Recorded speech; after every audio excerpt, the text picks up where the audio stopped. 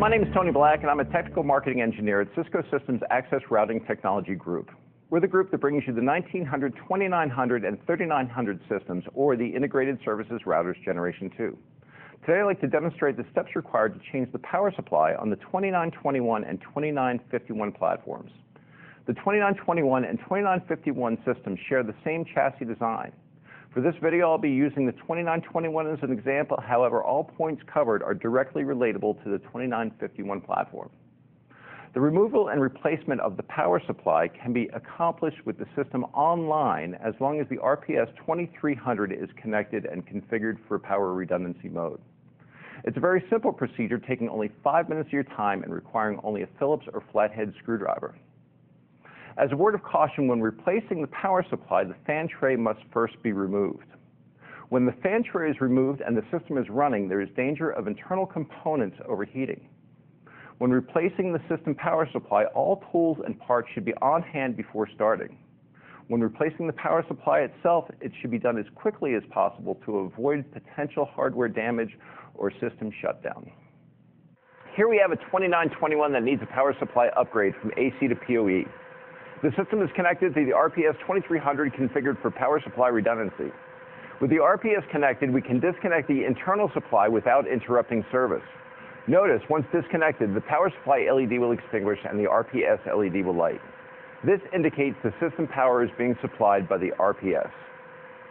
Note that when the power is removed from the internal supply, the Network Operations Center will receive a notification of the power supply failure via syslog messaging. On the 2921 and 2951 systems, access to the power supply is accomplished by removal of the fan tray assembly. From the bezel side of the system, the fan tray is removed by loosening the 4 spring-loaded screws hidden under the access covers located at the corners of the router. For the sake of time, these screws have been pre-loosened. The fan tray and bezel are one piece.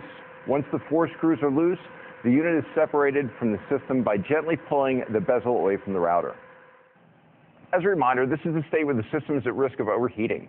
The system should not be in this state for more than 5 minutes. Also, when the fan tray is removed, the Network Operations Center will receive additional syslog messages indicating the fan tray failure. With the fan tray assembly removed, you now have access to the system's internal power supply. To remove the power supply, loosen the 2 spring-loaded screws on both sides of the power input plug. With the screws loose, pull apart the 2 tabs connected to the screws. The power supply will slide out of the chassis. In this case, we're replacing the AC power supply with the AC PoE supply.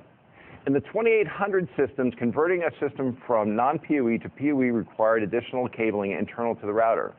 With the Integrated Services Routers Generation 2, these additional steps are not required. Returning the system to normal operation is as simple as reversing the process. Insert the new power supply into the bay using the tabs for guidance and firm seating to the internal connector. Then tighten the 2 spring-loaded screws. Use a screwdriver to ensure the screws are completely seated. However, excessive torque is not required. The fan tray is then inserted into the front of the system, taking care not to dislodge the system LED light pipes over the RPS connector. Once installed, the 4 screws are tightened. To ensure your network facilities remain aesthetically pleasing, close the bezel doors over the securing screws. With the fan tray and bezel connected to the router, you may again connect the AC power source. Once connected, the internal supply will again take the power load automatically. This can be verified by the LED indications transitioning from RPS to power supply.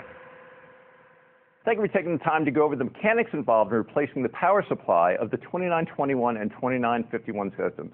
Hopefully reviewing these procedures will prepare you in the event you were requested to do this type of service call.